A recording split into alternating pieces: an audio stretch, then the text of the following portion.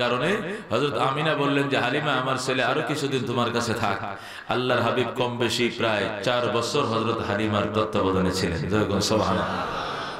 4 বছর পর্যন্ত হযরত হালিমা সাদিয়ার তত্ত্বাবধানে থাকার পর আল্লাহর হাবিব ফিরে আসলেন মক্কায় মায়ের বিঠায়। হযরত হালিমা হযরত আমিনা হযরত আমিনার কোলে, হযরত আমিনা আল্লাহর হাবিবের আম্মা মা আমিনার কোলে আল্লাহর হাবিব আসার পর আরো 2 বছর ছিলেন মার অধীনে, মার আদরের কোলে। 2 বছর পর তিনি মা হারাইলেন। আল্লাহর হাবিবের বয়স যখন 6 হলো তখন হযরত হালিমা দুনিয়া থেকে আমিনা দুনিয়া থেকে বিদায় নিলেন। হযরত আমিনার ইন্তেকালের পর আল্লাহর হাবিব চলে গেলেন দাদা আব্দুল মুত্তালিবের তত্ত্বাবধানে। আব্দুল মুত্তালিবের সেখানেও নবী আলাইহিস সালাম 2 বছর লালিত পালিত হওয়ার পর আল্লাহর হাবিবের বয়স যখন 8 তখন আব্দুল মুত্তালিবও ইন্তেকাল করলেন। ইন্না লিল্লাহি ওয়া ইন্না রাজিউন। 8 বছর বয়সে বাবার সাথে তো দেখাই নাই, মাও হারাইলেন দাদাও হারাইলেন। আল্লাহর হাবিব চলে গেলেন চাচা আবু তালেবের অধীনে। আবু তালেবের অধীনে থাকা অবস্থায় আল্লাহর হাবিবের বয়স যখন 25 তখন 40 বছর বয়স্কা নারী মক্কার জমিদার বংশের মেয়ে হযরতে খাদিজাতুল কুবরাকে আল্লাহর হাবিব বিয়ে করলেন। সুবহানাল্লাহ। যাচ্ছে দিন এগোচ্ছে, আগাইতে আগাইতে আল্লাহর হাবিবের বয়স যখন 40 বছর হলো, 40 বছর 16 দিন যখন আল্লাহর হাবিবের বয়স 40 বছর 16 দিন আল্লাহর হাবিবের যখন বয়স, রাহমাতুল্লিল আলামিনকে আল্লাহ রাব্বুল আলামিন আনুষ্ঠানিকভাবে খাবের মাধ্যমে স্বপ্নের মাধ্যমে নবুয়ত দান করলেন। সুবহানাল্লাহ। টানা 6 মাস ওহী আসছে খাবের মাধ্যমে স্বপ্নের মাধ্যমে। আনুষ্ঠানিকতা বাকি রয়ে গেল, শুধু খাবের মধ্যে ওহী চলছে। আল্লাহর হাবিব রাতের অন্ধকারে যা দেখেন দিনের বেলায় পরিষ্কার তা বাস্তবায়ন হতে দেখেন। সুবহানাল্লাহ। এইভাবে প্রায় 6 মাস গেল। নবী আলাইহিস সালামের বয়স যখন 40 বছর 6 মাস 16 দিন আল্লাহ রাব্বুল আলামিন আল্লাহর হাবিবকে জাবালে নূরে ডেকে পাঠাইলেন। সুবহানাল্লাহ। আমার বন্ধু, আপনি জাবালে নূরে আসেন, বাইতুল্লাহ থেকে পূর্ব দিকে 3 কিলোমিটার আনুমানিক। সেখানে আল্লাহর হাবিব সাল্লাল্লাহু আলাইহি সাল্লাম গেলেন, গাঠুরি বেঁধে সেখানে গেলেন। হযরত খাদিজাকে বললেন আমি যাচ্ছি, তুমি আমার জন্য ডেইলি 2 বার খানা নিয়ে আসবা। হযরত খাদিজা বললেন আমি 3 বার আসবো আপনার জন্য। সুবহানাল্লাহ।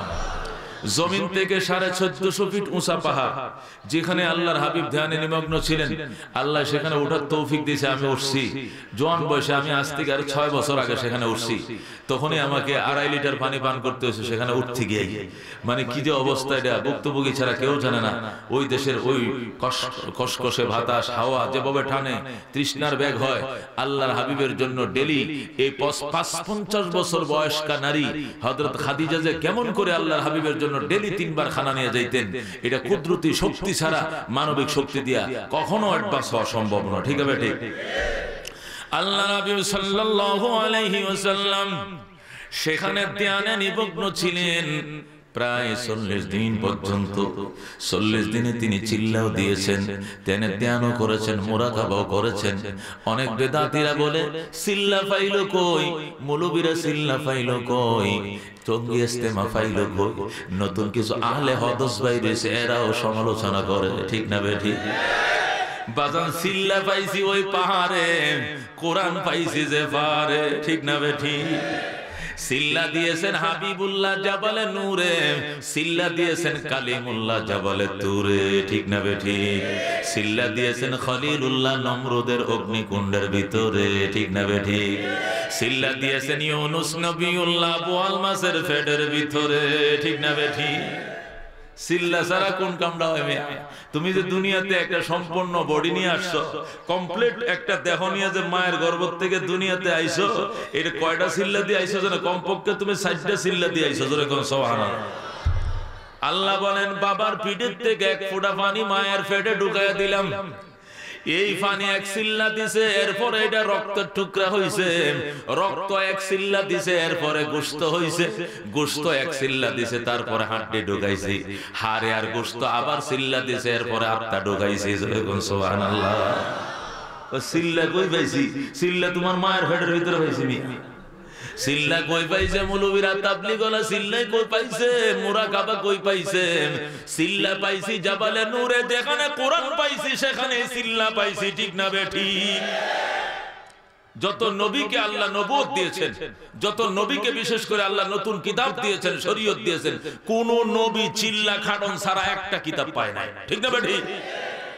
আল্লাহর হাবিব কোরআন পাইছেন চিল্লা দেওয়ার পরে, মূসা আলাইহিস সালাম তাওরাত পাইছেন চিল্লা দেওয়ার পরে, হযরত ঈসা আলাইহিস সালাম ইনজিল পাইছেন চিল্লার পরে, দাউদ আলাইহিস সালাম জবুর পাইছেন চিল্লা দেওয়ার পরে, ইব্রাহিম 10টা সহিফা পাইছেন চিল্লা দেওয়ার পরে। জোরে কোন মারহাবা। আরো দলিল লাগবে চিল্লার জন্য। এই জন্য মুখস্থ চোখ বন্ধ করে চিল্লা দিবেন, মানুষের মতো মানুষ হবেন, আর দলিল লাগবো না। আমগো নবী যদি চিল্লা দিয়ে থাকে, তা আমি তো আমার জন্য কি আর কোন দলিলের দরকার আছে? আর কোন প্রমাণের প্রয়োজন আছে? আল্লাহর হাবিব 40 দিনের চিল্লা দিলেন, ধ্যানে নিমগ্ন ছিলেন, জিকির আজকার করলেন, তাসবিহ তাহলিল পড়লেন, ওয়াজিফ আদায় করলেন। এরপর আনুষ্ঠানিকভাবে সূরা ইকরা বিসমির প্রথম 5টা আয়াত তিনি লাভ করলেন। সুবহানাল্লাহ। 5 আয়াত লাভ করার পর আল্লাহ বললেন, বন্ধু আপনি মক্কা নগরে চলে যান, এখন থেকে আপনি যা থাকবেন যেখানে, আমার জিবরাইল কোরআন নিয়ে পৌঁছবে সেখানে। এখন আপনাকে নির্ধারিত জায়গায় যেতে হবে না। আপনি মসজিদে, জিবরাইল যাবে মসজিদে, আপনি মাদ্রাসায়, জিবরাইল যাবে মাদ্রাসায়, আপনি হুজরায়, জিবরাইল যাবে হুজরায়, আপনি তা ঘুমের লেফের নিচে ঘুমাবেন, জিবরাইল ওহী নিয়ে কম্বলের নিচেই যাবে। সুবহানাল্লাহ। जहाँ तक है रबूबियत खुदा का, वहाँ तक है नबूवत मुस्तफा का। मोहम्मद मुस्तफा जाने खुदा को, खुदा जाने मोहम्मद मुस्तफा को। मरहबा। रहमतुल लिल आलमीन सल्लल्लाहु अलैहि वसल्लम ও বন্ধু জবলে নূর থেকে নেমে এসে আল্লাহু আকবার দ্বীনের দাওয়াত শুরু করে দিলেন, কোরআনের প্রচার শুরু করে দিলেন। চলছে দিন যাইতে দিন, আসে রাত, যায় দিন, আসে রাত, এইভাবে যাইতে যাইতে যাইতে পয়গম্বরের নবুয়তের বয়স হয়ে গেছে 13। কত বছর? নবী আমার মক্কায় প্রায় 13 বছর কাটিয়ে দিতে শুরু করলেন। ইতিমধ্যে বেঈমানের দল, যারা সারা জীবন রহমতুল লিল আলামিনকে আলামিন বলেছে, সত্যবাদী বলেছে, ন্যায়পরায়ণ নিষ্ঠাবান বলেছে, সমাজসেবক বলেছে, এরা এখন আল্লাহর পয়গম্বরের বিরুদ্ধে লাগছে। এরা ডাক দিয়ে কয়, মুহাম্মদকে দুনিয়ায় রাখা যাবে না। জোরে বলুন নাউজুবিল্লাহ। আল্লাহর হাবিব ডাক দিয়ে কয়, কিরে এতদিন আমার এত বিশ্বাস তোরা করলি, এত আদর করলি, তোরাই তো আমার খেতাব দিলে আমি আলামিন, আমি সত্যবাদী, এখন কেন রে জানের দুশমন হয়ে গেলাম? কয়, আমার বাপ দাদার ধর্মের উপর হাত দিছো, তোমার জাতের উপরে হাত দিলাম, দুনিয়াতে থাকতে দিব না। জোরে বলুন নাউজুবিল্লাহ। আল্লাহর হাবিব সাল্লাল্লাহু আলাইহি ওয়াসাল্লাম দেখলেন মক্কার পরিবেশ ভালো নয়, থাকার মতো পরিবেশ মক্কায় অবশিষ্ট নাই। আল্লাহ রাব্বুল আলামিন তার বন্ধুকে খাবের মধ্যে জানায় দিলেন, আমার বন্ধু সাহাবায়ে কেরামকে আস্তে আস্তে মক্কা ত্যাগ করার জন্য বলো, মদিনায় যাক, অথবা কুনসুরিন যাক, অথবা বাহরাইন যাক, এই 3 দেশের যে কোনো দেশেই যাইতে পারেন। আপনার সাহাবীদেরকে যেতে বলেন। আল্লাহর হাবিব বলেন, আমি মদিনায় যাব, আমি মেরাজের টাইমে মদিনাকে চয়েস করে রেখেছিলাম, আমি কুনসুরুনও যাব না, বাহরাইনও যাব না, আমি যাব সোনার মদিনা। তাহলে আপনার সাহাবীদেরকে বলে দেন, রাহমাতুল লিল আলামিন সাল্লাল্লাহু আলাইহি ওয়াসাল্লাম সাহাবায়ে কেরামকে বলে দিলেন, সাহাবায়ে কেরাম রাতে ফারো, দিনে ফারো, একা ফারো, সপরিবারে ফারো, যেমনে ফারো মদিনায় পাড়ি জমাও। যে কোনো মুহূর্তে নির্দেশ হলে আমি নবীও মদিনায় চলে যাব। সুবহানাল্লাহ। সাহাবায়ে কেরাম রওনা করলেন। আকসার সাহাবায়ে কেরাম মদিনায় পৌঁছে গেলেন। হযরতে আবু বকরের ফ্যামিলি আর হযরতে আলী রাদিয়াল্লাহু তাআলা আনহু আর কিছু জুয়াফা মাসাকিন সারা সব মদিনায় পার হয়ে গেছে। আল্লাহু আকবার। আল্লাহর হাবিব সাল্লাল্লাহু আলাইহি ওয়াসাল্লাম এখনো মদিনায় যান নাই, রাহমাতুল লিল আলামিন এখনো মদিনায় পৌঁছান নাই, ওহির অপেক্ষায় দিন কাটাইতেছে। এই দিক দিয়া আবু জেহেলের কাছে সংবাদ পৌঁছে গেছে, মাননীয় স্পিকার, ঘটনা কি? মুসলমান তো মক্কায় দেখা যায় না, মুসলমান মক্কায় খুব কমই দেখা যায়। মাঝে মধ্যে আবু বকরকে দেখি, হঠাৎ হযরতে আলীকে দেখি, এছাড়া ওমরকেও দেখা যায় না, ওসমানকেও দেখা যায় না। অনেক সাহাবী সাহাবীরা যারা রাসূলের প্রাণ প্রিয় ছিল একজনও তো দেখা যায় না, এরা তো ধীরে ধীরে মক্কা ছাড়তে শুরু করেছে। মুহাম্মাদও যে কোনো মুহূর্তে চলে যাবে, সুতরাং মুহাম্মাদের ব্যাপারে এখনই সিদ্ধান্ত নিতে হবে। মুহাম্মাদের ব্যাপারে সিদ্ধান্ত নিতে হবে কি করা যায়। জরুরি সংসদ অধিবেশন ডাকেন, জোরে কোন নাউজুবিল্লাহ। আবু জেহেল দিনে সময় না পাইয়া রাত্রি বেলায় জরুরি সংসদ অধিবেশন ডাকছে। ডাইকা সমস্ত সংসদ সদস্যদেরকে উপস্থিত কইরা আবু জেহেলের তিনি তো স্পিকার, তার নেতৃত্বে সংসদ অধিবেশন শুরু হয়ে গেছে। অধিবেশনের মধ্যে প্রস্তাবনা শুরু হয়ে গেছে। আবু জেহেল ডাক দেয়া কয়, মাননীয় সংসদ সদস্য একজন দাঁড়ান, দাঁড়ায় বলেন মুহাম্মাদের ব্যাপারে কি সিদ্ধান্ত নেওয়া যায়। দাঁড়ায় কয়, আমার মতামত হইল আল্লাহু আকবার, মুহাম্মাদকে গৃহবন্দী করা হোক, জোরে কোন নাউজুবিল্লাহ। আবু জেহেল কয় ঠিক আছে, আরেকজন দাঁড়াও। আরেকজনকে কয় গৃহবন্দী কাজ হবে না, মুহাম্মাদকে হত্যা করা হোক, জোরে কোন নাউজুবিল্লাহ। আরেকজন দাঁড়াও, আরেকজন দাঁড়ায় কয় হত্যা নয়, মুহাম্মাদকে দেশ থেকে তাড়িয়ে দেয়া হোক, ও চীন কোন দেশে পাঠিয়ে দেন, সেই দেশে যায় তার ধর্ম প্রচার করুক, আমাদের দেশে বাপ দাদার বিরুদ্ধে কোনো ধর্ম প্রচার করতে দেওয়া হবে না। এইভাবে বিভিন্ন জন বিভিন্ন মতামত দিলেন। আবু জেহেল সিদ্ধান্ত নেওয়ার জন্য অপেক্ষা করতেছিলেন। একজনে প্রস্তাব দিছে হত্যা করা হোক, আরেকজনে প্রস্তাব দিছে গৃহবন্দী করা হোক, আরেকজনে প্রস্তাব দিছে নবীকে দেশ থেকে তাড়িয়ে দেওয়া হোক। আবু জেহেল চিন্তা করতেছিলেন কি সিদ্ধান্ত নেবেন। ইতিমধ্যে ইবলিস হাজির হয়ে গেছে, জোরে কোন নাউজুবিল্লাহ। ইবলিস এসে দরজার মধ্যে কটকটা, মানে স্পিকার আমার একটু কথা ছিল, আমাকে একটু ঢুকতে দেন, আমাকে একটু ঢুকতে দেন। স্পিকার কো দরজা খুলো তো দেখি। খোলার পরে দে, ওরে বাপরে, পাগড়ি টাগড়ি বাঁধা, লাঠি জুব্বা আল কেল্লা পরা, বড় দাঁড়িয়ে এক বুজুর্গ, বয়োজ্যেষ্ঠ মুরব্বী। কিও চাচা, কোত্থেকে আইলেন আপনি? কে? মাসপুকা মিন আইনা? কানা শাইখ নজদি, জিতু মিনান নজদে। আমি শাইখে নজদি নামে প্রসিদ্ধ নজদ এলাকা থেকে এসেছি। কেন? শুনেছি আজকে তোমরা একটু শুভ পরামর্শ বসেছো, সুবুদ্ধি দিয়া সহযোগিতা করার জন্য বহু দূর থেকে তোমাদের সাথে তোমাদের কাছে এসেছি, জোরে কোন নাউজুবিল্লাহ। আবু জেহেল কয় এটা তো শুধু সংসদ সদস্যদেরকে ঢোকার অধিকার, অন্য কাউর ঢোকা। আপনি কি সংসদ সদস্য? কয় সংসদ সদস্য নয়, সংসদ সদস্যদের দাদা আমি, আমারে ঢুকতে দে বেড়া, বুদ্ধি দিয়ে সহযোগিতা করবো। আবু জাহেল কয় ঠিক আছে চাচারে ঢুকতে দাও। কিনার দিয়ে বসাইছে, বসানোর পরে কয় বাজান কি সিদ্ধান্ত নিছেন আপনারা? কয় সিদ্ধান্ত এখনো পৌঁছতে পারি নাই, তবে আমার সিদ্ধান্ত রাত্রির ভিতরেই নিয়ে আমাকে ব্যবস্থায় যেতে হবে, আমাকে সিদ্ধান্ত রাত্রির ভিতরে নিয়েই কার্যকরী পদক্ষেপ আমাকে নিতে হবে। একজন বলেছেন হত্যার জন্য, আরেকজন বলেছেন দেশান্তর করার জন্য, আরেকজন বলেছেন গৃহবন্দী করার জন্য। এখন আমি সিদ্ধান্ত নেওয়ার জন্য অপেক্ষা করতেছি, কি ফয়সালা দেব। আল্লাহু আকবার। এই শাইখে নজদি বুড়িয়া কয় বাজান যদি আমার একটা কথা শুনেন, আমার অনেক বয়স হয়েছে, আকাশের চন্দ্র সূর্য দেখেন না, এইগুলোর যে বয়স হয়েছে তার চেয়ে বয়স আমার বেশি একটা কম না, এত বয়স আমার হয়েছে। বয়সাল মানুষের বুদ্ধি পরামর্শ নিলে জীবনে ঠকে না মানুষ। আমার বুদ্ধি নেন, আমি যেভাবে ফয়সালা দিব এইভাবে কাজ করে। ঠিক আছে চাচা, তাহলে আপনি বলেন কি করা। এই যে একজনে বলছে ওনাকে গৃহবন্দী করার জন্য, জীবনে ওনাকে গৃহবন্দী করে রাখতে পারবে না। ওনার যে বক্ত, আজ নয় কাল একদিন মদিনার মানুষ এসে এমন চাপ দিবে মক্কায়, দরজা ভেঙ্গে তালা ভেঙ্গে তাদের প্রাণের নবীকে ছুড়ায় নিয়ে তারা মদিনায় চলে যাবে। কেউ ফিরে রাখতে পারবে না, এই ইমানদারদেরকে কেউ রুখে রাখতে পারবে না। এদের ইমানি শক্তি এত বলিয়ান, ইমানি বলে এত বলিয়ান, এরা ফিরে রাখা সম্ভব হবে না। আর যে বলছেন হত্যা করবেন, এটা কি সম্ভব? চন্দ্র সূর্য পৃথিবীতে যতদিন থাকবে, ওনার উম্মত পৃথিবীতে এতদিন থাকবে। এমন দিন অবশ্যই আসবে যেদিন এর রক্তের প্রতিশোধ তোমাদের প্রত্যেকটার থেকে অক্ষরে অক্ষরে নেওয়া হবে, সেদিন কেউ রেহাই পাইবে না। সুতরাং হত্যার দিকে তোমরা যাবে না। চাচা তাহলে কি করা যায়? আরেকজন কি বলছে, আরেকজন বলছে দেশ থেকে তাড়িয়ে দাও। সর্বনাশ, এই কাজ তো করাই যাবে না।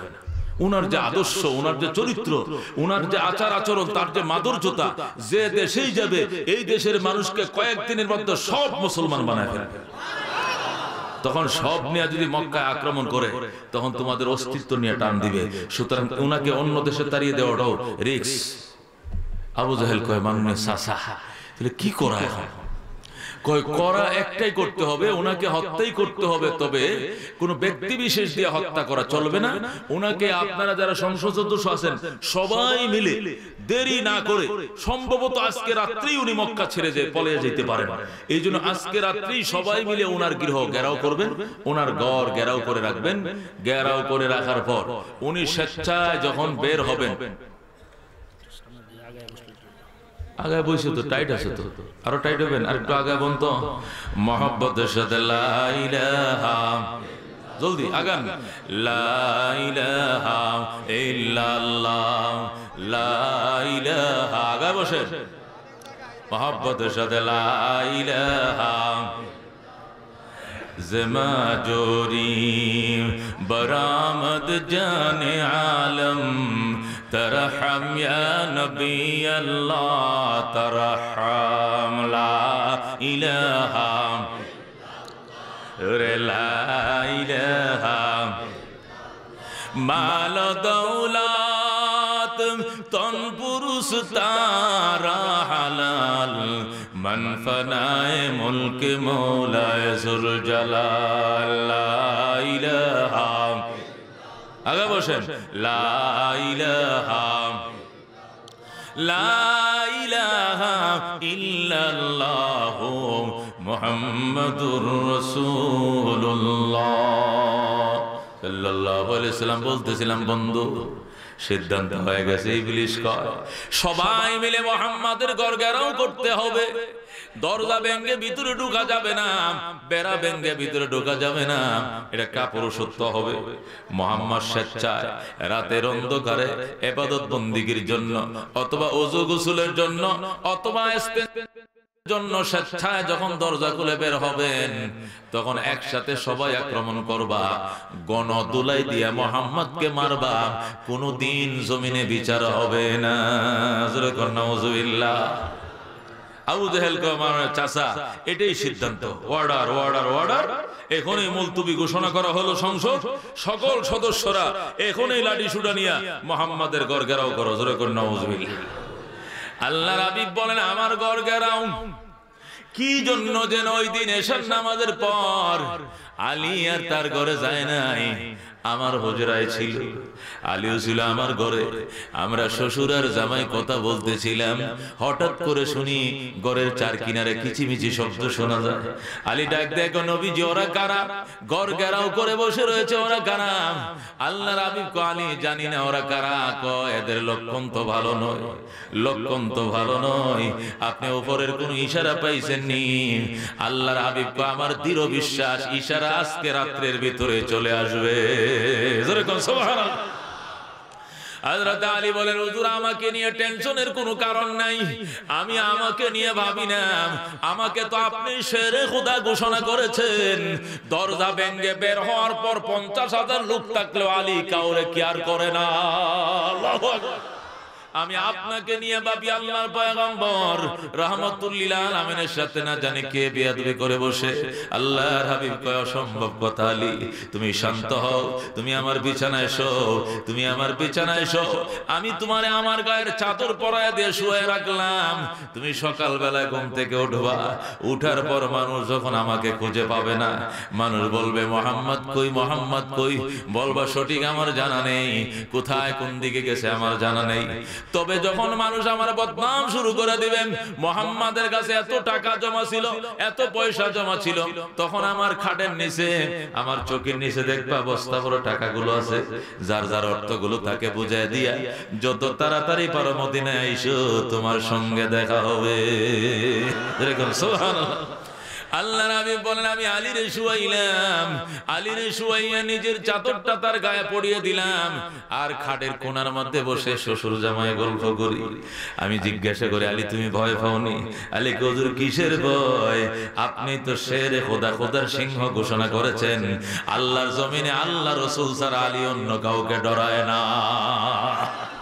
বাবা তুমি শুয়ে থাকো, আমি অপেক্ষা করতেছি, আসমান থেকে ওহী আসবে, আমার রাস্তা উন্মুক্ত করে দিবেন, আমি সোজা চলে যাব মদিনায়। আল্লাহু আকবার। আল্লাহর হাবিব বসে কথা বলতেছিলেন জামাইয়ের সাথে। ইতিমধ্যে জিবরাইল আলাইহিস সালাম ঘরের সাল ভেঙ্গে, মুদা ভেঙ্গে, খেজুর পাতার ছাউনি ভেঙ্গে ভিতরে ঢুকছে। ঢুকে কো নবী জানেননি ঘটনা কি ঘটছে? কই কিছুই জানি না। আপনার ঘরের চার কিনারে মানুষের আওয়াজ শুনেননি? কই তো শুনতেছি। এর আগে কি হইছে আপনি জানেননি? কই কিছুই জানি না।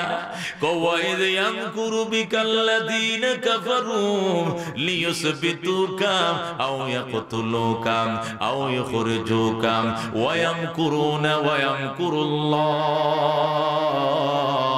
ওয়াল্লাহু খায়রুল মাকিরিন। জোরে কোন সুবহানাল্লাহ। আল্লাহ ডাক দেখ, আমার বন্ধু শরম করো, যখন তোমাকে নিয়ে ষড়যন্ত্র হচ্ছিল, তোমাকে নিয়ে তারা সংসদে অধিবেশন চালিয়েছিল রাত্রি বেলায়। কেউ পরামর্শ দিয়েছিল লিউসবিতুকা, তোমাকে গৃহবন্দী করার জন্য, কেউ তোমাকে হত্যা করার পরামর্শ দিয়েছিল, কেউ তোমাকে দেশ থেকে তাড়িয়ে দেওয়ার জন্য দেশান্তর করার পরামর্শ দিয়েছিল। এইখানেই শেষ নয়, আরো অসংখ্য অগণিত ষড়যন্ত্র তোমার পিছনে হবে। তবে আমি আল্লাহ বলে দিলাম ওয়ায়ামকুরুল্লাহ, আমি এদের ষড়যন্ত্রের বিষ দাঁত উপড়িয়ে দেব। ওয়াল্লাহু খায়রুল মাকিরিন, আমি আল্লাহ হইলাম শ্রেষ্ঠ কৌশলী।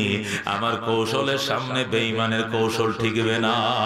ঠিক না ঠিক?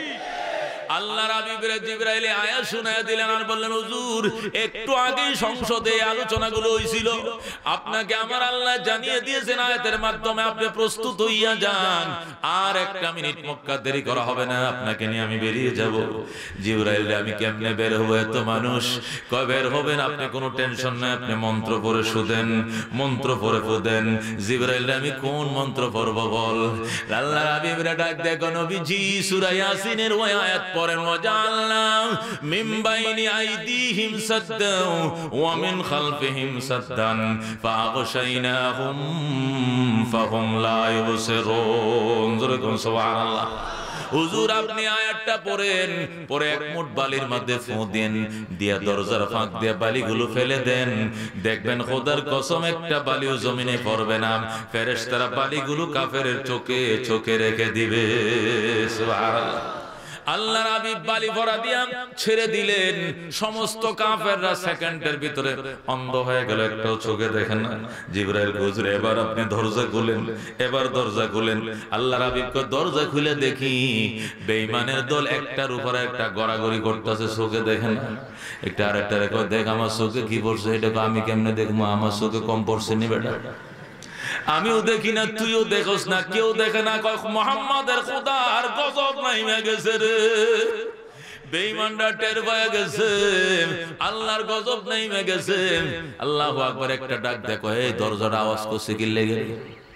বাইরে গেছে মনে, হাইরে যাইব, হাইরে চলে যাবে। হায়ার একটা কো, আমার নাকে গ্রান লাগতেছে মুহাম্মাদের গান। সুবহানাল্লাহ।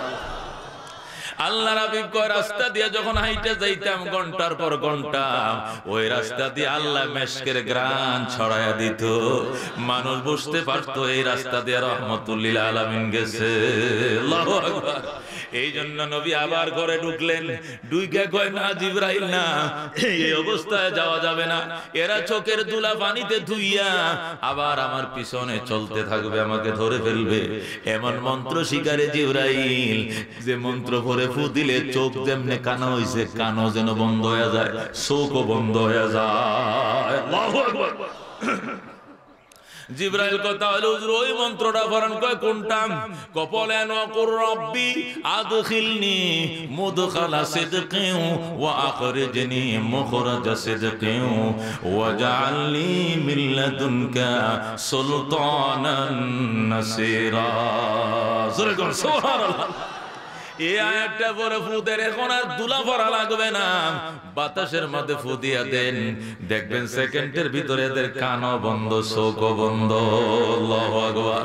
আল্লাহ নবী সাল্লাল্লাহু আলাইহি ওয়াসাল্লাম আস্তে করে বললেন, ওয়াকুর রব্বি আদখিলনি মুদখালা সিদকিন ওয়া আখরিজনি মুখরাজা সিদকিন ওয়াজআলনি মিন লাদুনকা সুলতানান নাসিরা।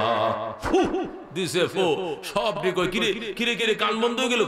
কান বন্ধ, কানে তো শুনি না কিছু। কিরে আল্লাহু আকবার। চোখ তো আগেই বন্ধ হইছে, কানও বন্ধ হয়ে গেছে, নাকের মধ্যে ডিয়া লেগে গেছে।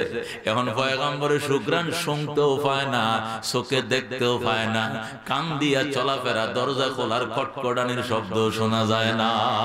আল্লাহু আকবার। আল্লাহু খায়রুল মাকিরিন, আল্লাহ হইলেন শ্রেষ্ঠ কৌশলী। খোদার কৌশলের সামনে বেঈমানদের কৌশল ঠিকে না, ঠিক না বেঠি? বন্ধুগণ, রাহমাতুল্লিল আলামিন বের হইয়া সুজা চলে গেলেন বাইতুল্লাহ। সেখান থেকে গেলেন হযরতে আবু বকর সিদ্দিক রাদিয়াল্লাহু তাআলা আনহুর বাড়িতে। লম্বা ঘটনা বাবা, হিজরতের ঘটনা বলা আমার উদ্দেশ্য নয়, জন্য পুরাণ আমি বলবো না। এইভাবে রাহমাতুল্লিল আলামিন এক সময় পৌঁছে গেলেন মদিনায়। কোথায় পৌঁছাইলেন? মদিনায় পৌঁছানোর পর আল্লাহর হাবিবকে এত সংবর্ধনা দিলেন মদিনার মানুষ। লাল গালিচা সংবর্ধনা, ফুলের মালা, কবিতার মালা, শরবত, কোনো কিছুর অভাব নাই। প্রাণ ডালা অভিনন্দন জানিয়ে পয়গম্বরকে তারা বরণ করে নিলেন। সুবহানাল্লাহ। সাহাবায়ে কেরামের একটাই ঘোষণা ছিল, হুজুর জীবনটা লাগলে বলবেন দিয়ে দিব, তারপর আপনার মুখে হাসি চাই। যৌবন লাগলে দিয়ে দিব, মুখে হাসি চাই।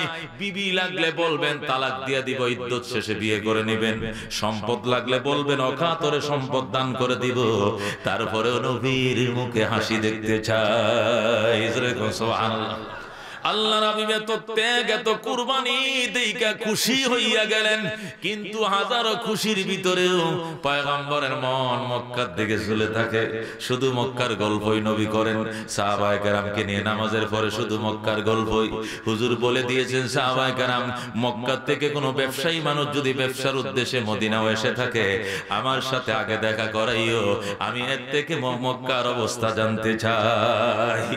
কোন সাহাবী যদি হিজরত করে মদিনা, মক্কা থেকে মদিনা আইছে, আল্লাহর পয়গম্বরের সাথে প্রথম দেখা, নবী দীর্ঘ সময় তার সাথে কথা বলতেন। আল্লাহ হাবিব বলতেন, আমার আল্লাহর ঘরটা আছে না রে? আল্লাহর ঘরটা আসেনি? জমজম কুয়াতে এখনো পানি ওঠেনি? আমার মায়ের ঘর আমিনার ঘর এখনো আসেনি? জাবালে সোর কেমন আছে? জাবালে নূর কেমন আছে? আরাফার ময়দান কেমন? জাবালে আবু কুবাইস কেমন? সাফা মারওয়া পাহাড়টা কেমন? এইগুলো জিজ্ঞাসা করতেন আল্লাহর হাবিব। এক কথায় শুধু মক্কার গল্পই পয়গম্বরের ভালো লাগতো। সুবহানাল্লাহ। মদিনার সাহাবায়ে কেরাম বলতেন, নবীজি আপনাকে এত আদর করি, আপনাকে এত যত্ন করি, তারপরেও আপনি মদিনার আদর সোহাগে সন্তুষ্ট নয়। দেখা গেল শুধু মক্কার জন্য কান্দেন, কারণ কি? নবী বলতেন, সাহাবায়ে কেরাম মক্কা আমার এমন একটা মাতৃভূমি, জমিনের উপর এমন মাতৃভূমি পৃথিবীর কেউ দেখাইতে পারবে না। আমার মাতৃভূমিতে আল্লাহ বাইতুল্লাহ বানাইছেন। আমার ভাই, আমার মাতৃভূমিতে জমজম কুয়া, আমার মাতৃভূমিতে জাবালে আবু কুবাইস, আমার মাতৃভূমিতে সাফা মারওয়া, আমার মাতৃভূমিতে আরাফা, মিনা, মুজদালিফা, আমার মাতৃভূমিতে জাবালে সৌর, জাবালে নূর। এমন মাতৃভূমি জগতের কেউ দেখাইতে পারবে না। এই জন্য আমি মাতৃভূমি ভুলে থাকতে পারি না। আল্লাহ নবী সাল্লাল্লাহু আলাইহি সাল্লাম বারবার বলতেন, সাহাবায়ে কেরাম মক্কা সম্পর্কে যদি কেউ স্বপ্ন দেখো, স্বপ্নের কথাটা সর্বপ্রথম আমি নবীরে বলবা। সুবহানাল্লাহ। আমি মক্কার গল্পই শুনতে চাই, আমার প্রাণ প্রিয় মাতৃভূমি। সাহাবায়ে কেরাম বলতেন, হুজুর এত ভালোবাসা লাগে? কই জানোস না রে বাবা, হুব্বুল ওয়াতন মিনাল ঈমান, মাতৃভূমির ভালোবাসা এটাও ঈমানের অঙ্গ। জোরে কোন সুবহানাল্লাহ। আল্লাহর হাবিব বড় কষ্টের মধ্যে, আল্লাহু আকবার, হাজারো শান্তির ভিতরেও কষ্ট ছিল মাতৃভূমির প্রেম। 6টা বছর পর্যন্ত কাটাইলেন। 6 বছর মদিনায় কাটানোর পর হঠাৎ একদিন স্বপ্ন দেখলেন। সাহাবায়ে কেরামকে সাথে নিয়ে দল বেঁধে নবী মদিনা থেকে মক্কায় গিয়েছেন। আল্লাহর ঘর তওয়াফ করেছেন, মাথার চুল হলক করেছেন, কসর করেছেন। অর্থাৎ উমরা করলে যে দৃশ্যটা দেখায়, পুরা উমরার দৃশ্যটাই নবী আমার স্বপ্ন দেখে। পরের দিন ফজরের নামাজের পর আল্লাহর হাবিব সাল্লাল্লাহু আলাইহি ওয়াসাল্লাম সাহাবায়ে কেরামকে নিয়ে বললেন, সাহাবায়ে কেরাম গেল রাতে এমন সুন্দর স্বপ্ন দেখেছি, তোমাদেরকে নিয়ে আমি মক্কায় গেলাম, খোদার ঘর তওয়াফ করলাম, সালাতুত তওয়াফ আদায় করলাম, মাথার চুল হলক কসর করলাম। আমি কি দেখলাম রে সাহাবায়ে কেরাম? আমি কি দেখলাম? তোরা আমারে কও। সাহাবায়ে কেরাম কয়, নবীজি পয়গম্বরদেরকে শয়তানে স্বপ্ন দেখাইতে পারে না। পয়গম্বর পয়গম্বরদের স্বপ্ন ওহী, আপনি যা দেখেছেন ওহী দেখেছেন, আপনার স্বপ্ন 100% বাস্তবায়ন করা লাগবে। আল্লাহু আকবার। আমি কেমন করে যাব? মক্কার মানুষ তো আমারে মক্কায় ঢুকতে দেবে না। সাহাবায়ে কেরাম বলে, হুজুর আপনার স্বপ্ন বাস্তবায়নের জন্য যুদ্ধের প্রয়োজন হলে যুদ্ধ করব, জীবন দেওয়ার প্রয়োজন হলে জীবন দিয়ে দেব, বিবিকে বিধবা করব, সন্তানকে এতিম করব, মাকে সন্তানহারা করব, তারপর আপনার স্বপ্নকে বাস্তবায়ন করব। আমরা আপনার ডানে থাকব, আপনার বামে থাকব, সামনে থাকব, পিছনে থাকব, জীবন যাওয়ার আগে আপনার গায়ে আঘাত হতে দেব না। তারপর আপনার স্বপ্ন বাস্তবায়ন করেন, আমাদের নিয়ে আগিয়ে চলেন। জোরে কোন সুবহানাল্লাহ। সাহাবায়ে কেরাম যখন দুঃসাহস দেখাইলেন, আল্লাহর হাবিব বললেন, ঠিক আছে, কারা কারা আমার সঙ্গে যাইবা নাম লেখাও। আল্লাহু আকবার। 1440 জন সাহাবায়ে কেরাম আল্লাহর হাবিবের সাথে 1440 জন সাহাবী নাম লেখাইলেন। মদিনা থেকে তারা মক্কা যাবেন, রওনা করলেন। মক্কার উপকণ্ঠ পৌঁছে গেলেন, হেরাম শরীফের সীমানার এক এলাকায় পৌঁছে গেলেন, যেখান থেকে আল্লাহর ঘরের কালো গিলাফ দেখা যায়। জোরে কোন সুবহানাল্লাহ। এত কাছাকাছি পৌঁছলেন, গভীর রাত্রে পৌঁছাইলেন, যেন কাফেররা ঘুমে থাকে, আমি যেন যাই আল্লাহর ঘরটা তওয়াফ করে সেরে ফেলতে পারি, পরে যদি বেরো করে দেয় স্বপ্নটা তো বাস্তবায়ন হয়ে গেল। এই জন্য আল্লাহর হাবিব গভীর রাত্রে ঢুকলেন হেরেমে, কিন্তু মুনাফিকের দলেরা আগেই খবর পৌঁছে দিয়েছে। এই জন্য রাত্রে সন্ধ্যার থেকে সেন্টি বসায় দিয়েছে আবু সুফিয়ানের বাহিনী, পয়গম্বরকে গভীর রাত্রে হেরেমের কোনায় বাধা দিয়ে দিছে। মুহাম্মদ তুমি কোথায় যাও? আমি আল্লাহর ঘর তওয়াফ করতে স্বপ্ন দেখছি রে মক্কাবাসী, আমি আমার স্বপ্ন বাস্তবায়নের জন্য এসেছি, আমারে বাধা দিস না। আল্লাহু আকবার। বেঈমানের দলে কয়, মুহাম্মদ আজ থেকে 6 বছর আগে আমাদের চোখের মধ্যে দুলা পরা দিয়ে তুমি গেছিলা, মনে আসেনি? আমগো চোখে দুলা পরা দিয়ে বাকছিলা, মনে আসেনি? আজকে কার কথা তুমি মক্কায় ঢুকছো? মক্কার কর্তৃপক্ষ রয়েছে আবু সুফিয়ান সাহেব, উনার সাথে আলোচনা করে, কর্তৃপক্ষের সাথে পরামর্শ করে অনুমতি পাইলে ঢুকতে পারবেন, নতুবা আপনাকে আল্লাহর ঘরে ঢুকতে দেওয়া হবে না। জোরে কোন নাউযুবিল্লাহ। আল্লাহর হাবিব হযরত উসমানে গনিকে পাঠাইলেন, উসমানে গনি আলোচনা করলেন, আলোচনার সিদ্ধান্তগুলো আল্লাহর হাবিবের সামনে নিয়ে আসলেন। 10টা বিষয় নিয়ে তারা একমত পৌঁছাইলেন। আল্লাহর হাবিব বলেন, উসমান কি কি বিষয়গুলো নিয়ে আলোচনা করেছো?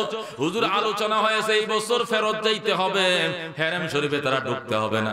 নবী কই, ঠিক আছে মাইন্না নিলাম, লেখো। 2 নম্বর, আগামী বছর আসতে হবে। 3 নম্বর, সাথে লোক কমানো লাগবে। 4 নম্বর, 3 দিনের বেশি মক্কায় থাকা যাবে না। 5 নম্বর, উন্মুক্ত কোনো অস্ত্র নিয়ে আসা যাবে না। 6 নম্বর, মক্কার কোন মানুষ মদিনায় গেলে ফেরত পাঠাইতে হবে, কিন্তু মদিনার কেউ যদি মক্কায় ফিরে আসে তাকে মদিনায় আর পাঠানো হবে না। এই চুক্তি 10 বছর বলবৎ থাকবে। আরো কিছু হলিফ জাতীয় হলিফদের কিছু আরো 4টা কথাবার্তা নতুন হইয়া প্রায় 10টা বিষয়ের উপরে চুক্তিতে সই হবে। আল্লাহর হাবিব বলেন, ঠিক আছে আমি মাইনা নিলাম। আলী রে লেখো বাবা লেখো, আমি তো লেখা জানি না, আলী আমার পক্ষ থেকে লিখবে। আলী ডাক দেখো, নবীজি 7 বছর বয়সে ইসলাম কবুল করেছি, জীবনে আপনার একটা কথা অমান্য করি নাই, কিন্তু এই লেখা আমার পক্ষে লেখা সম্ভব নয়। হুজুর 10টা চুক্তি 10টায় বেঈমানদের পক্ষে, আমাদের পক্ষে একটা কথাও নয়। এইভাবে ঠকবো কেন? 5টা কথা আমাদের পক্ষে থাকবে, 5টা ওদের পক্ষে থাকবে। 10টা কথা 10টা ওদের কথা, আমাদের পক্ষে একটা কথাও নয়। একসাথে এভাবে তারা লাভবান হবে, আমরা লসের ভাগে যাব কেন? হুজুর আমি লিখতে পারবো। বাবা আমি বলছি তুমি লেখো, আমি বলছি তুমি লেখো। হুজুর আমি মাযিরত প্রকাশ করি, আমি হুজুর খাই চাইলাম, আমার পক্ষে লেখা সম্ভব নয়। হুজুর আপনাদের কারো কোনো কিছু করা লাগবে না, আল্লাহর ঘর জিয়ারত না করে মদিনায় যাব না। জিহাদ করা লাগলে আলী একা করবে, আপনি বৈশা থাকেন, তারপরও খালি যাব না। আল্লাহু আকবার, নারে তাকবীর। কোরআন সুন্নাহর আলো, ইসলামের দুশমনেরা, ইসলামের শত্রুরা, বন্ধুগণ, শেরে খোদা হযরত আলী হুজুর কাই করা শুরু করলেন, কাঁদতে শুরু করলেন। নবী ডাক দেখো, আলী বাইটেল নৌকার মাইন্না, আলী স্রোতের ভাই নৌকা ধরো। আলী তুই লেখ রে বাবা লেখ, আমি নবী দেখতেছি প্রত্যেকটা শক্তি নামার ফাঁকে ফাঁকে মক্কা বিজয়ের গ্রান আমার নাকে লাগতেছে। মক্কা যে বিজয় হবে ওই দিন দেরি নয় রে আলী, প্রত্যেকটা চুক্তির ফাঁকে ফাঁকে ফতে মক্কার গ্রান নবী পাইতেছে। হযরত আলী কলমটা লইয়া লিখলেন, লেখার শেষে এবার চুক্তি হবে। চুক্তিগুলো লেখা হয়েছে, এখন স্বাক্ষর হবে। কাফেরদের পক্ষে স্বাক্ষর করলো আবু সুফিয়ান ইবনে হারব, সে স্বাক্ষর করছে আবু সুফিয়ান ইবনে হারব। মুসলমানদের পক্ষে কে লিখবে? রাসূলই তো লিখবে। আল্লাহর হাবিব তো লেখা জানেন না, এই জন্য বলেন আমার পক্ষ থেকে লেখো। হযরত আলী টান দিয়ে লিখে ফেলাইছে মুহাম্মাদুর রাসূলুল্লাহ সাল্লাল্লাহু আলাইহি ওয়াসাল্লাম। আবু সুফিয়ান ডাক দেখো, আলী তুমি কি লিখলা? কয় মুহাম্মাদুর রাসূলুল্লাহ লিখছি। কয় সম্ভব, কাটো। আলী ডাক দেখো, হুজুর এই যে কলম রাইখা দিলাম, এখন আমার সামনে যুদ্ধ ছাড়া আর কোন রাস্তা খোলা নাই। মুহাম্মাদুর রাসূলুল্লাহর জন্য যৌবনকাল থেকে কুরবানি করে আসতেছি, যুদ্ধ করে আসতেছে, বেঈমানের দলে সাহস বাইরে গেছে, আর ছাড় দেওয়া হবে না। মুহাম্মাদুর রাসূলুল্লাহ কাটা, এটা আলীর পক্ষে জীবন গেলেও সম্ভব নয়। নবী ডাক দেখো, আলী কাট, আমার কথা শুনকো, মাফ চাই আমি বাবা, আমার শ্বশুর, আমি ক্ষমা চাই। আল্লাহর হাবিব কয় কলমটা আমার হাতে দে। লেখা না জানি না, কাটা তো জানি। আল্লাহর হাবিব কলমটা লইয়া একটা লম্বা টান দিছে, কয় আমার নাম আমি কাটছি, তোর সমস্যা কোথায়? আমারটা আমি কাটছি, মান গেলে আমার গেছে, তোর যায় নাই। এবার নিচে দে লেখ মুহাম্মদ ইবনে আব্দুল্লাহ।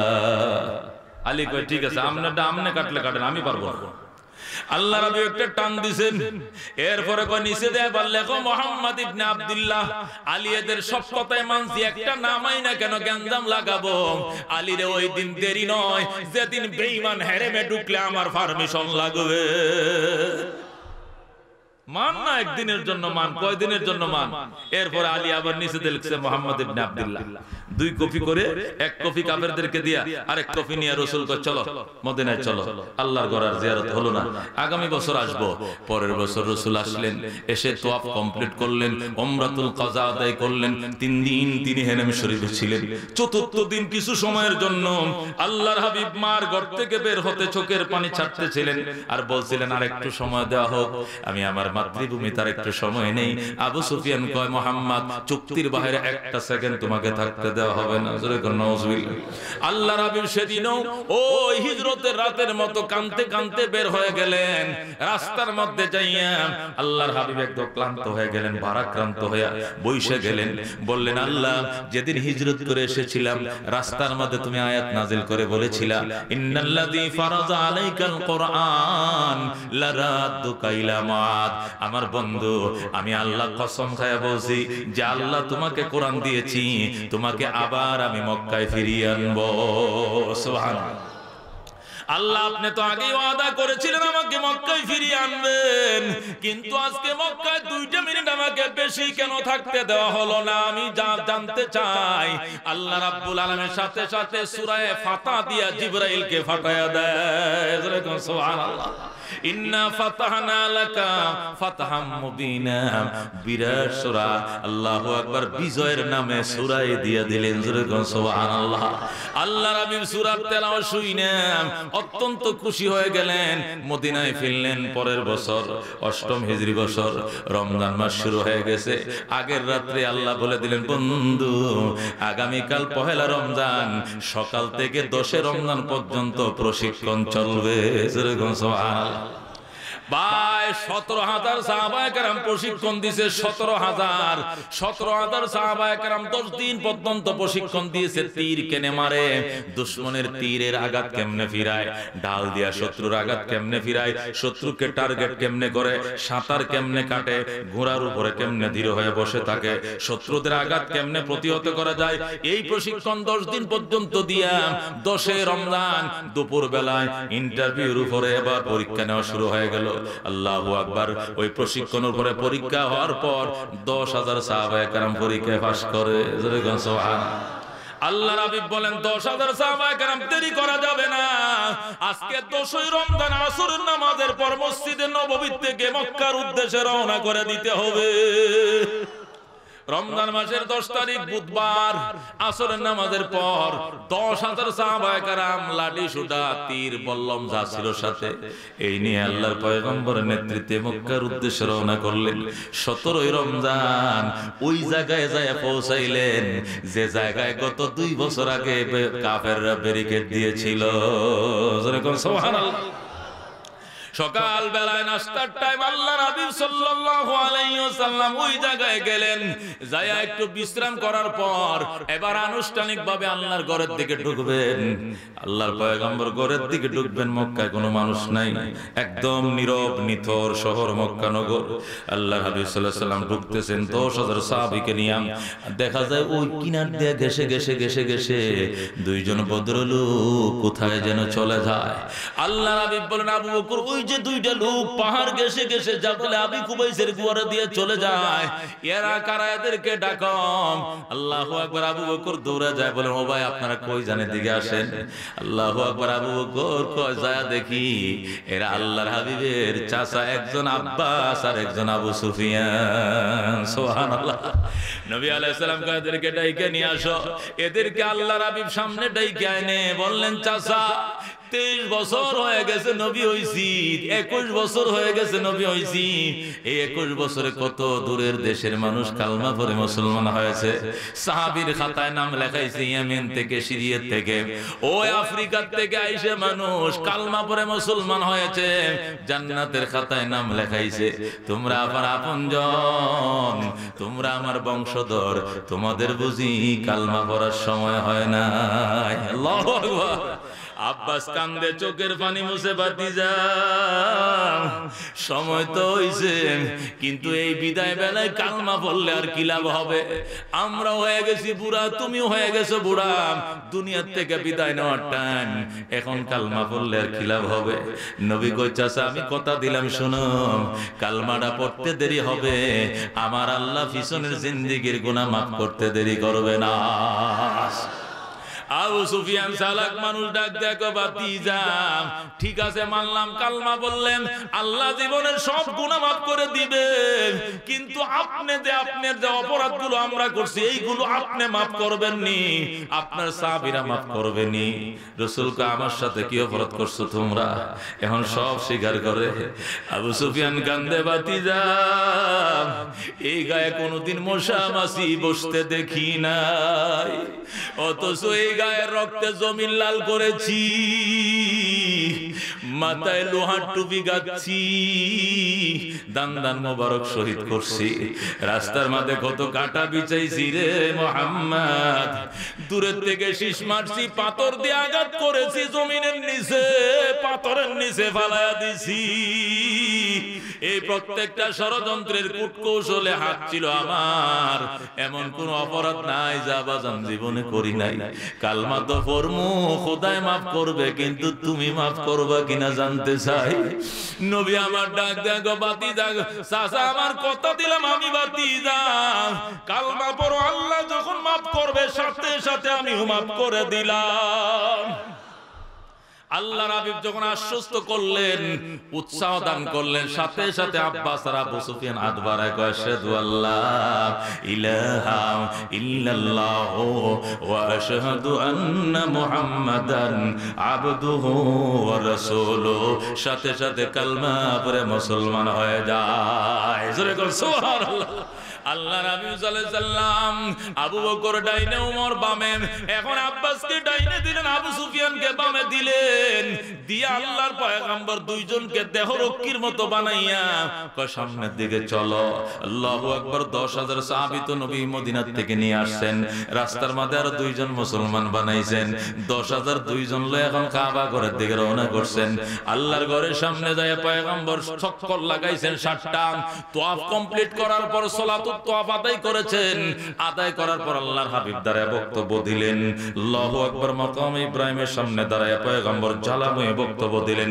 ওরে মক্কার মুনাফিকের দল, ও মক্কার বেঈমানের দল, ও মূর্তি পূজারীরা, ও বাপদাদার ধর্ম অবলম্বীরা, খেয়াল করে শুনো, এই সকাল থেকে দুপুর যোহরের আযান পর্যন্ত সময় দিলাম, এর ভিতরে যাদের কপালে ঈমান আছে কালমা পড়ে মুসলমান হয়ে যাও, আর মুসলমান যদি না হও যোহরের পরে হিরাবের ভিতরে দেখ থাকলে কসুর মতো কাটা হবে, কাউকে ছাড় দেওয়া হবে না।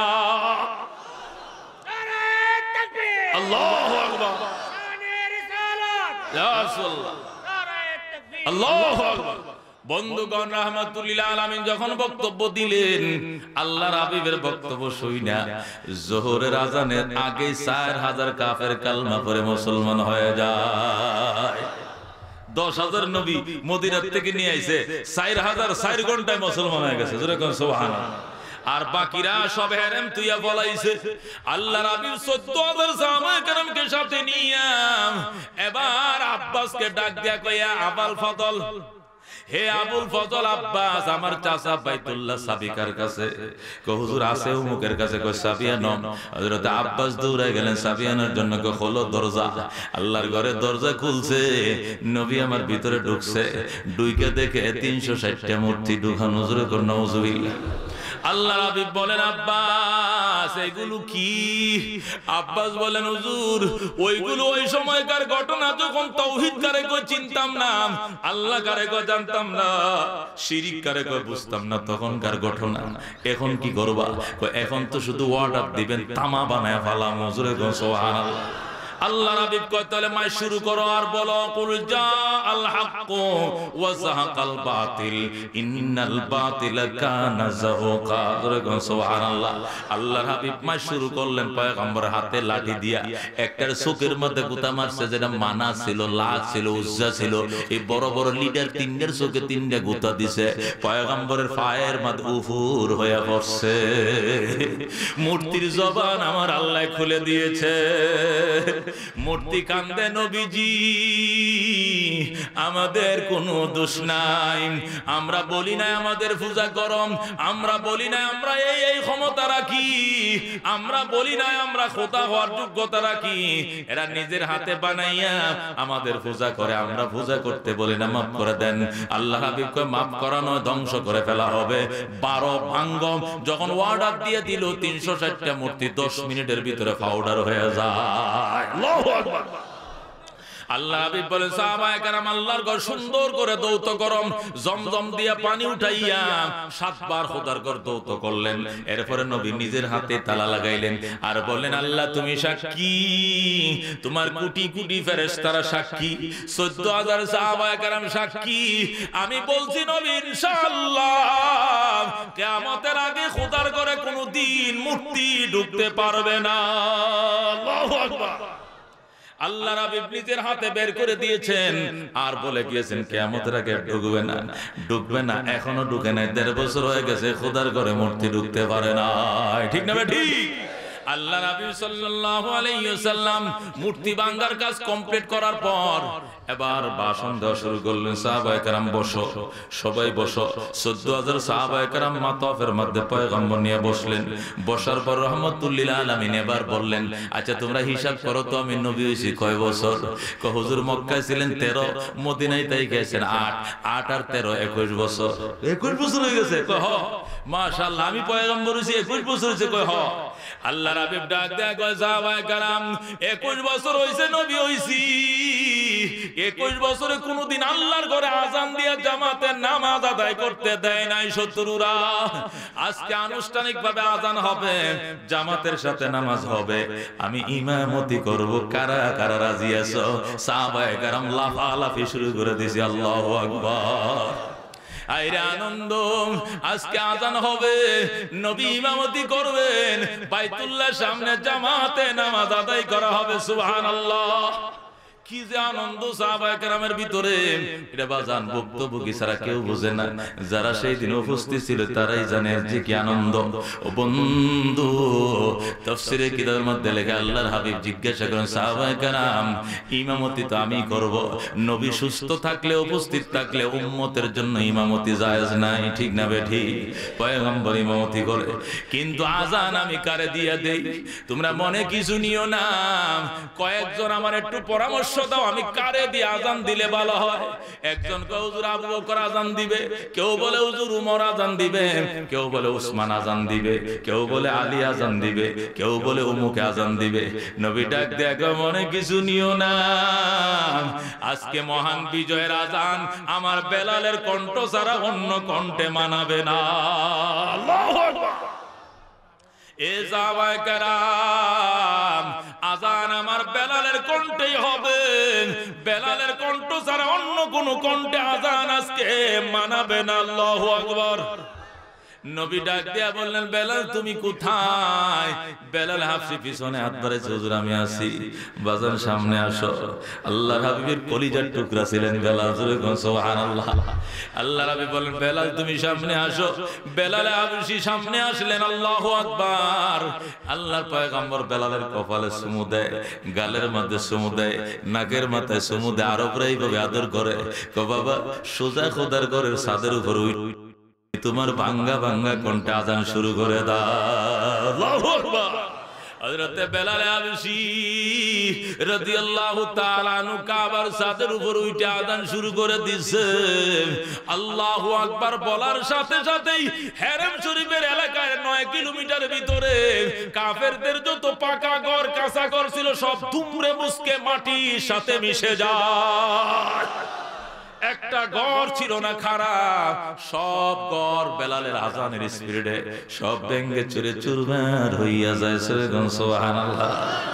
ও বন্ধু, এই ছিল বেলালের আজানের তাসির। রহ গিয়া রুসমে আজা, রহ গিয়া রুসমে আজা, রূহ বেলালি ন রহি, ফলসফা রহ গিয়া তালকিন গজালি ন রহি। ও বন্ধু, হযরতে শাহজালালের মতো শাহজালাল ডাক দেখো শাহপরান আমার বাগনা দিকে আসো। কই কি মামা কি? কই গৌর গোবিন্দের সাথে তো যুদ্ধ করতে হবে। কই কি দিয়ে যুদ্ধ করব? না আমি তো যুদ্ধ করার কিছু নেই মামা।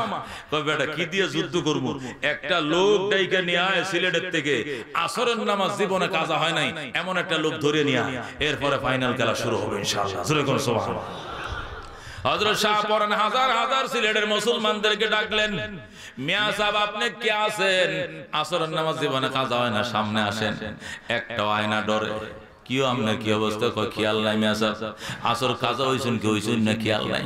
কেউ কইতে পারে না, আসরের নামাজ জীবনেও কাজা হয় নাই, বুকে হাত দিয়ে কেউ বলতে পারে না।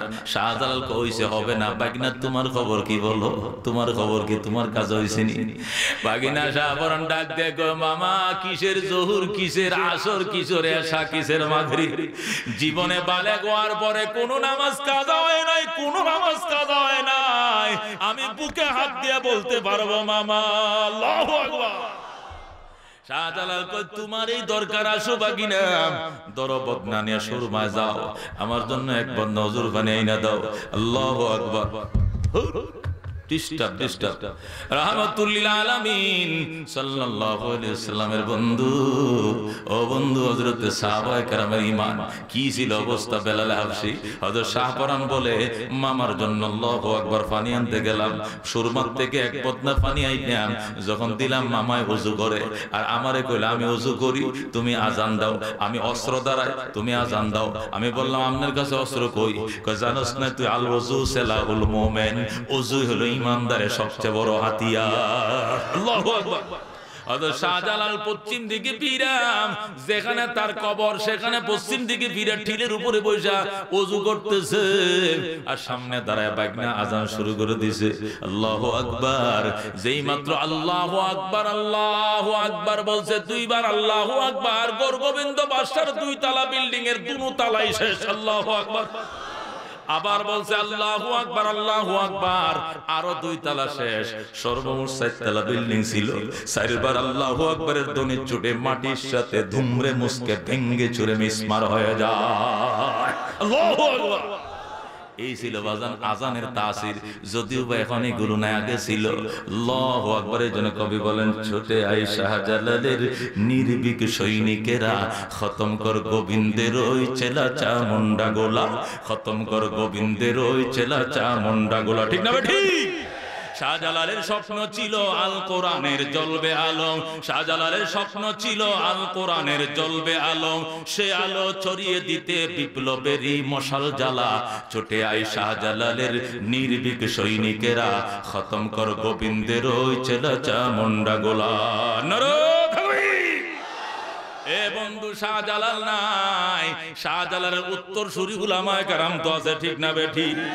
যদিও বা গৌর গোবিন্দ নাই, গৌর গোবিন্দর উত্তর সুরি নাস্তিক বেঈমানরা এই জমিনে এখন আছে, ঠিক না বেঠিক? এ বন্ধু হযরতে বেলাল আযান শুরু করে দিয়েছে, আযানের স্পিডে হেরেমের সীমানার ভিতরে বেঈমানদের সমস্ত ঘর বাগি ধুরমরে মুসরে মাটির সাথে মিশে যায়। আল্লাহু আকবার। বেলাল আযান দিতেছে, মধুর কণ্ঠে আযান চলতেছে, এই দিক দিয়ে ১৪,০০০ যারা ময়দানের মধ্যে বসে রয়েছে, এদের মধ্যে যারা নও মুসলিম ছিল, এদের মধ্যে ২-৪ জন নও মুসলিম যাদের ঈমান এখনো তাজা হয় নাই, মুনাফিক ছিল, এরা বেলালকে নিয়ে সমালোচনা শুরু করে দেয়। আল্লাহ রাব্বুল আলামিন টের পাইয়া গেছে, আল্লাহ সবকিছু জানে কিনা।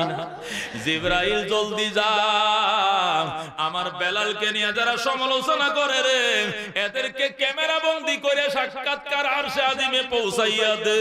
আল্লাহু আকবার। জিবরাইল সাহাবায়ে কেরামের পোশাক পইরা ময়দানের মধ্যে নাইমা গেছে, নাইমা দেখে কুন্ডায় কুন্ডায় সমালোচনা করে, ওই কোনা যায় দেখে একটা সমালোচনা করে, যাক ভাই আসসালামু আলাইকুম। ওয়ালাইকুম। আপনি কি কইতেছেন এনে বয়া বয়া? কইতেছি রে বাবা, মোহাম্মদ তো আমগরে দিছে শেষ করে। কি শেষ করলো তুই করে? কয় দেখেন যে কালো কাউয়াটা দিয়ে আজান দিতেছে। নাউজুবিল্লাহ। এই কালো কাকসারা মোহাম্মদ আজান দেওয়ার আর মানুষ পায় নাই রে। দিছে শেষ করে।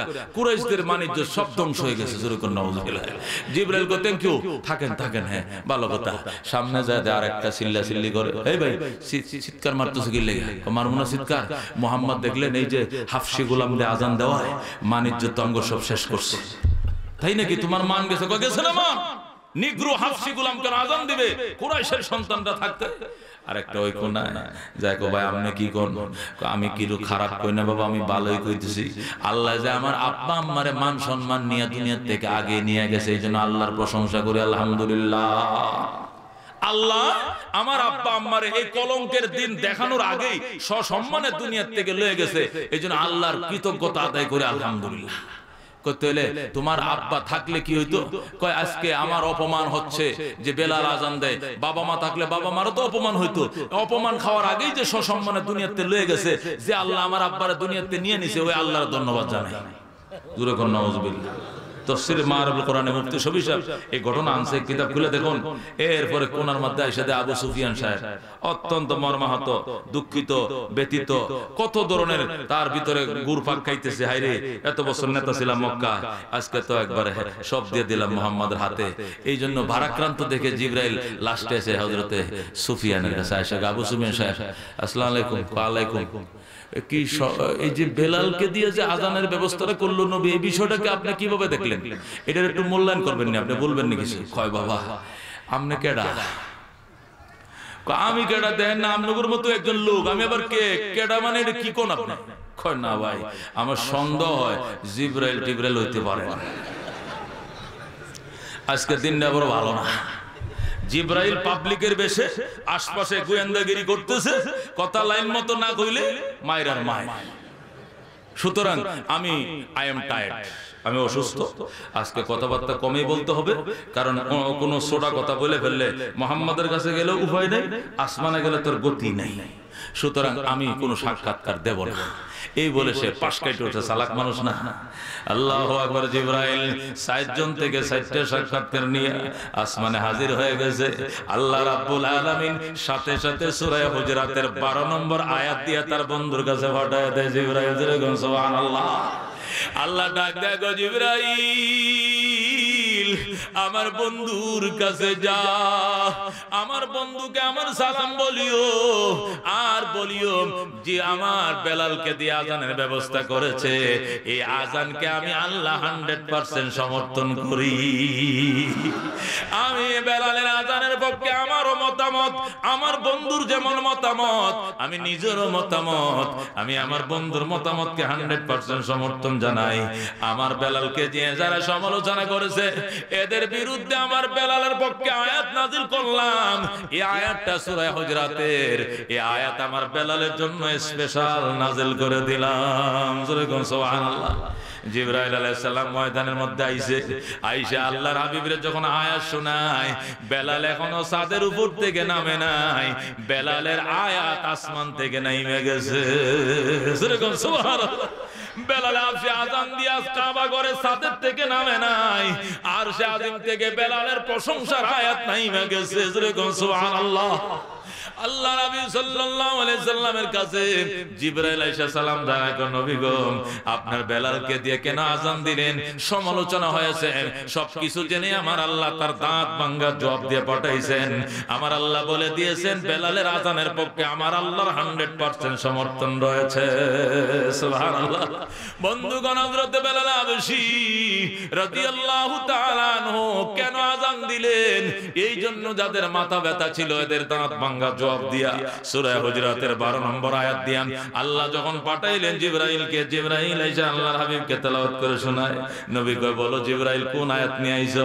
জিবরাইল কয়, আউযু বিল্লাহি মিনাশ শাইতানির রাজিম, বিসমিল্লাহির রহমানির রহিম, ইয়া আইয়ুহান নাস ইন্না খালাকনাকুম মিন যাকারিন ওয়া উনসা ওয়া জাআলনাকুম শুউবান ওয়া ক্বাবাইলা লিতাআরাফু ইন্না আকরামাকুম ইনদাল্লাহি আতকাকুম ইন্নাল্লাহা আলিমুন খাবীর।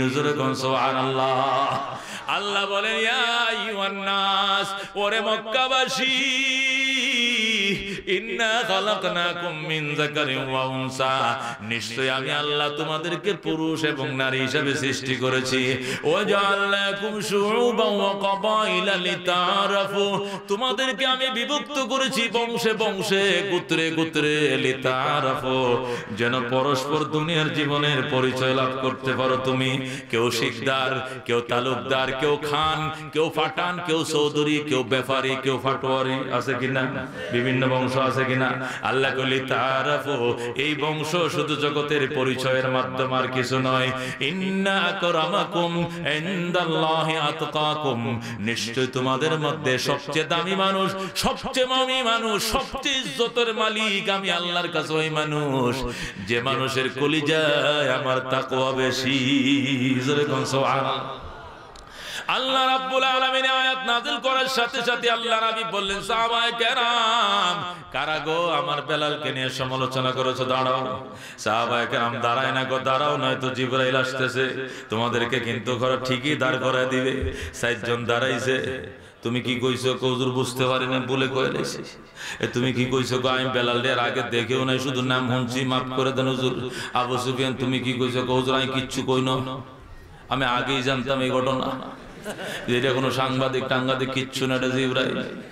যেই কথা হেই কাজ, ধরা খায় গেলাম। হুজুর আল্লাহ আমি কিছুই কই নাই, নবী গো আমি কিছুই কই নাই, আমার আল্লাহ জানে। আই এম টাইট কই আমি মতামত দেই না, চুপচাপ ছিলাম।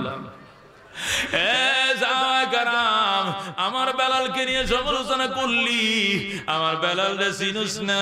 আমার বেলাল কত আদরের।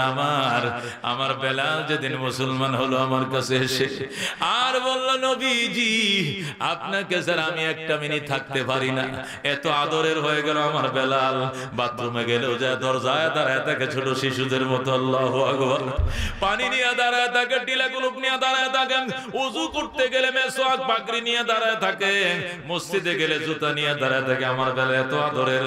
যখন বেলাল মুসলমান হয়ে গেল, দেশের মানুষ সংবাদ শুনলো, বাবা মা আত্মীয় স্বজন বেলালকে নেয়ার জন্য আইলো। আয়া কয়, নবীজি আমাদের বেলাল আমরা নিয়ে যাব, আমাদের বেলাল আমগরে দিয়ে দেন। নবী কই, ঠিক আছে লইয়া যান, আমি বেলাল তো জোর করে রাখি না, বেলাল তুমি চলে যাও। বেলাল কান্দে, নবীজি বাবারে না দেইকা থাকতে পারবো, মায়েরে না দেইকা থাকতে পারবো, এই নবীর চেহারা না দেইকা বেলাল বাঁচবে না। হুজুর আপনাকে থুই আমি যাইতে পারবো না, আমার আদরের বাবা তুমি চলে যাও, আমার আদরের আম্মা আপনি চলে যান। ঈমান যদি আনেন, মুসলমান যদি হন, জান্নাতের গেটে দেখা হবে, নতুবা আর কোনোদিন দেখা হবে না। আমি নবীর থুইয়া যাইতে পারবো না। এ জামাই কেরাম, আমার বেলাল আমাকে কত মহব্বত করলেন, স্ত্রী পুত্র বিবি বাচ্চা বাবা মা আত্মীয় স্বজন সব রেখে আমার কাছে পড়ে রয়েছে সারা জীবন। আমি মেরাজে গিয়েছিলাম, সেখানেও যায় দেখি বাগানের মাঝখান দিয়ে হাঁটে যুবক, অতি সুন্দর যুবক, টকবকে যুবক, আল্লাহু আকবার, গ্লাসের বিল্ডিং থেকে বের হইয়া বাগানের মাঝখান দিয়ে হেঁটে যায়। জিজ্ঞাসা করলাম, ও যুবক, এত সুন্দর যুবক তুমি কে? আল্লাহু আকবার, যুবক মুস্কি মুস্কি হাসে, কোনো উত্তর দেয় না। নবী ডাক দেয়া কয়, ফেরেশতারা রে, এই যুবককে। ফেরেশতারা কয়, নবী আপনি চিনেন না, উনি আপনার কলিজার টুকরা বেলালে হাবশী। সুবহানাল্লাহ। আমার বেলাল জান্নাতে কেমনে ঢুকলো? জান্নাত তো এখন উদ্বোধন হয় নাই, আমার বেলাল তো এখানে ইন্তেকাল করে নাই। ফেরেশতারা কয়, নবী গো, আপনার বেলাল ইসলাম আনার কারণে কত কঠোর নিষ্ঠুর নির্যাতনের নিপীড়নের শিকার হয়েছে, তারপরও বেলাল আপনার মাওলার মহব্বত ছাড়ে না। ঠিক না ঠিক? এই ভাই, আপনার সামনে ডিস্টার্ব করতেছেন কেন? এটা আমার জন্য ডিস্টার্ব হচ্ছে তো, এটা কেমন কথা? বক্তার সামনে তো আমি আরেক কাম শুরু করছেন, এটা হবে না তো, আমারও বলতে হবে। এটা কেমন কথা?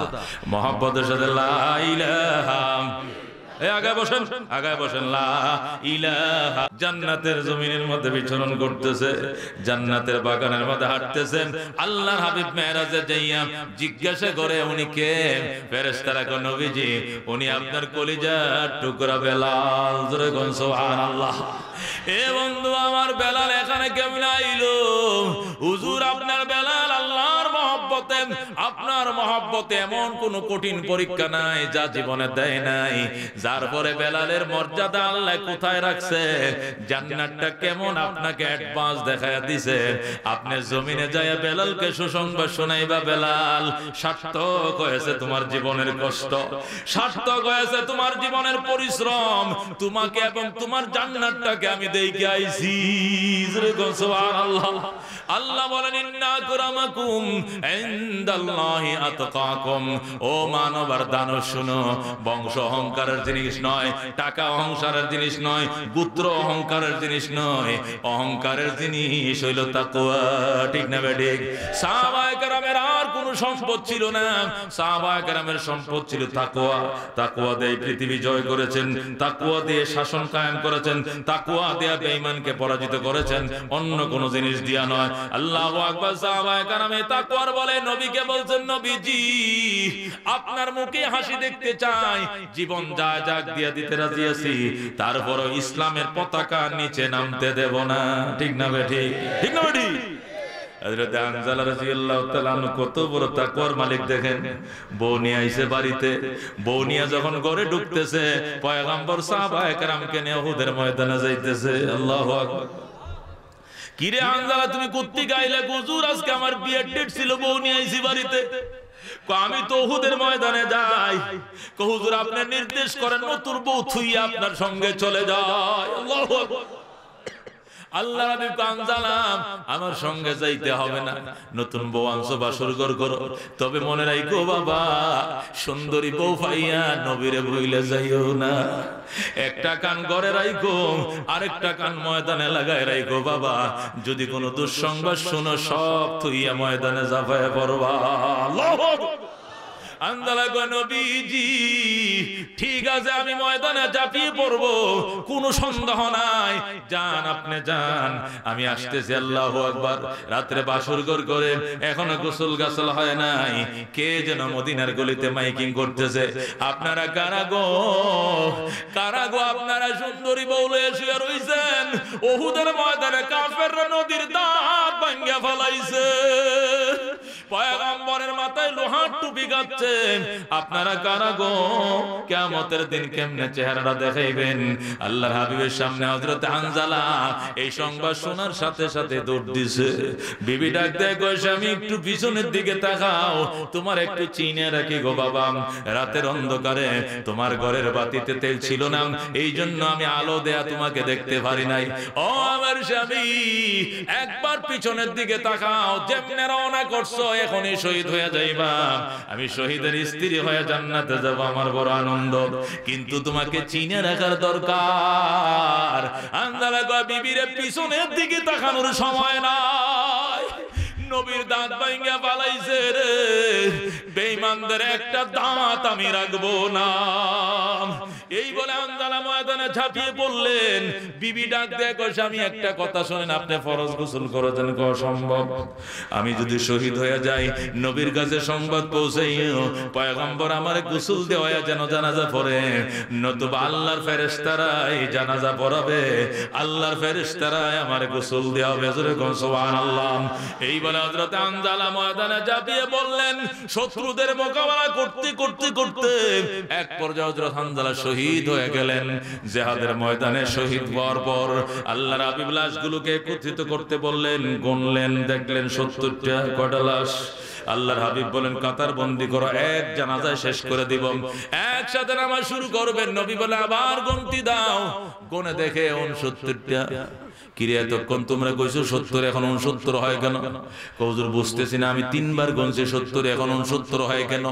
নবী কয়, আমি তো বুঝতেছি না, ঘটনা কি লাশ কোন ওরা দুশমন চুরি করে নিছেনি? কার লাশটা পাওয়া যায় না, দেখো। খুঁজ করে দেখা গেল হানজালার লাশ নাই। আল্লাহু আকবার। নবী পেরেশান হয়ে গেলেন, আমার হানজালার লাশ কে নিল রে? কে নিল হানজালার লাশ? আকাশ থেকে আওয়াজ আইতেছে, জিবরাইল কয়, নবীজি হানজালার লাশ আসমানে গেছে, গোসল দিতেছে ফেরেশতারা। হুজুর একটু অপেক্ষা করেন, হানজালার লাশ আসতেছে।